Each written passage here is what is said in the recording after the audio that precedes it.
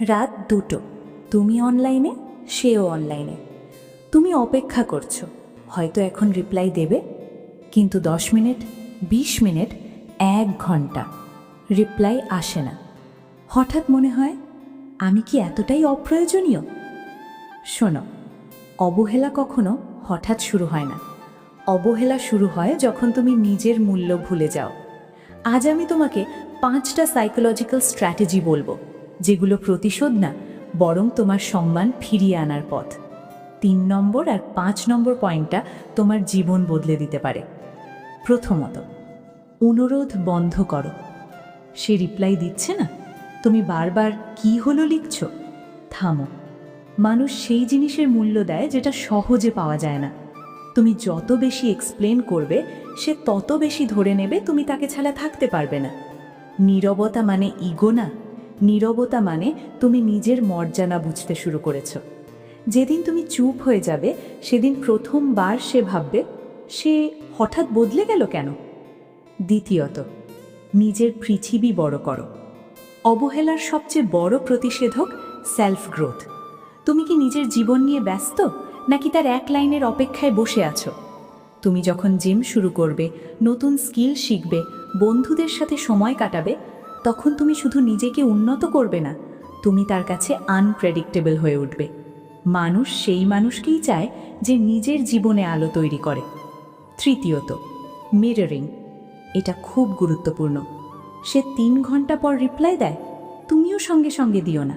সে ব্যস্ততার অজুহাত দেয়, তুমিও নিজের ব্যস্ততা তৈরি করো। কিন্তু মনে রেখো, এটা রিভেঞ্জ না, এটা তাকে বোঝানো তোমার সময়েরও মূল্য আছে।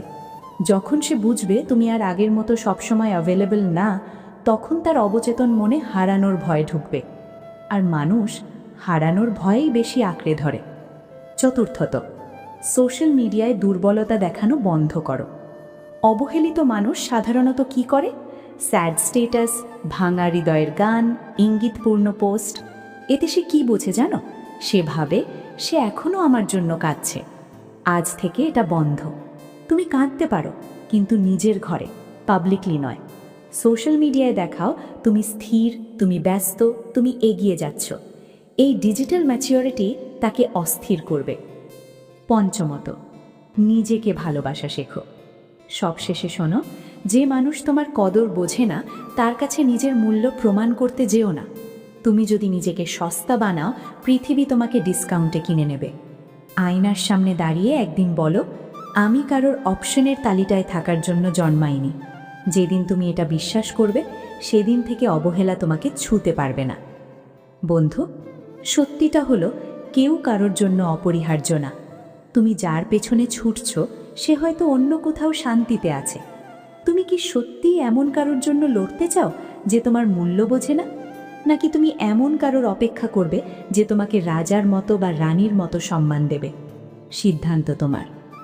আজ থেকে কারোর পেছনে নয়, আজ থেকে নিজের পাশে দাঁড়াও। যদি তুমি সত্যিই নিজের মূল্য বুঝতে শুরু করো, তাহলে কমেন্টে লেখো, আমি আমার মূল্য জানি।